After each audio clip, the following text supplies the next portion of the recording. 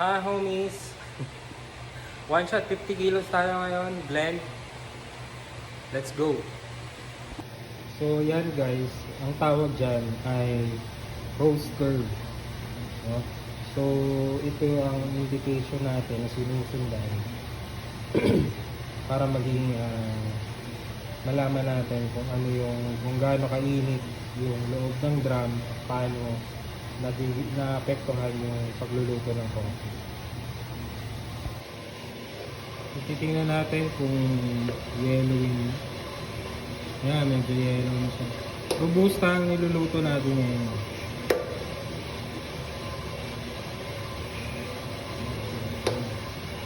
So, ibig sabihin ng yellowing guys, ano siya? Ibig sabihin, natuyo na yung moisture content doon sa loob ng coffee beans. So, from greens, so mga 9 to 12% ang moisture content niya. Ngayon, kapag nainitan siya for a certain period of time, so nagiging yellow siya. No? So, kapag yellow na, it is an indication na naging steam na yung moisture na nasa loob ng beans. 160 degrees Celsius na yung init niya. Bawasan natin konti ng hot air. Gawin natin 65 para may control din sa heat natin. Medyo may na yung curve natin, medyo hindi na okay. So papalitan na natin siya, dumating na galing siya nila. So okay. So palitan na lang natin. By the way, ito yung pinakaunang rosal ko guys. Ano? Please, nice out for the ito na siya, malaki. 6 kilos. So guys, bali nasa 170 degrees Celsius na tayo. So, kailangan na natin hinaan yung apoy.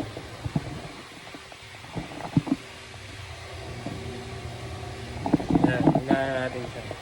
So, para mas controlled natin yung init, no? Hindi natin masyadong masunog yung labas ng beans.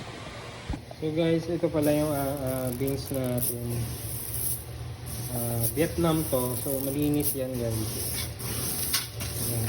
Yung sa color lang ng ng nasisinaga ng ng liwanag. Pero clean yan, malinis, pare-parehas ng kulay. 0 to 1% na chaff. Chaff na Quakers, no? Ayos yan, masarap yan. Vietnam. Guys, at this point, nasa 180 degrees Celsius na tayo. So, ang gagawin natin, hihinaan na natin yung apoy. Kasi,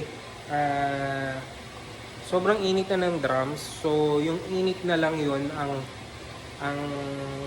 magiging natin, parang source of heat, yung init ng drum, para mas maging balance and maayos yung pagluluto natin.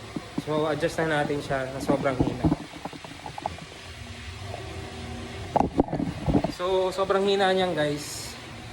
Tapos, yung source of heat natin ngayon ay from the drum at saka yung airflow natin. Nanggagaling yung gas. Diba? So, yun. So, 189 degrees. Palapit na siyang mag-first crack. Check natin. So, medyo brown na siya.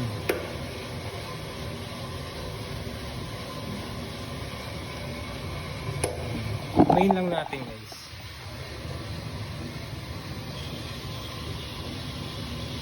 Bango. So, para siyang brown sugar. So, nagkakak na siya guys. Kakak na siya, first crack. So, ibig sabihin nagkakak na siya. So, yung steam na naipon sa loob ng coffee beans, so hindi na makontain ng coffee beans ito, kaya nagka-crack siya. So, para siyang popcorn guys. So, yun. Tapos na yung first batch natin guys. 20 batches to 15 batches and 50 kilos na gagawin natin ngayon. Hindi ko na siya mabibidyoan kasi Wala na rin akong storage sa cellphone. But, yeah. Sana may tutunan ko. See you on the next one. Oh, stop. What's up, friends? So, yan na. 50 kg. Medyo hindi ko na kaya, guys. Kasi sakit na ng katawan ko. So, bukas ko na lang siya ipapak. Na ilalagay ko sa plastic. Hindi ko na talaga kaya. Sakit na ng pa ako. Balikat ko. So, see you on the next one. Bye.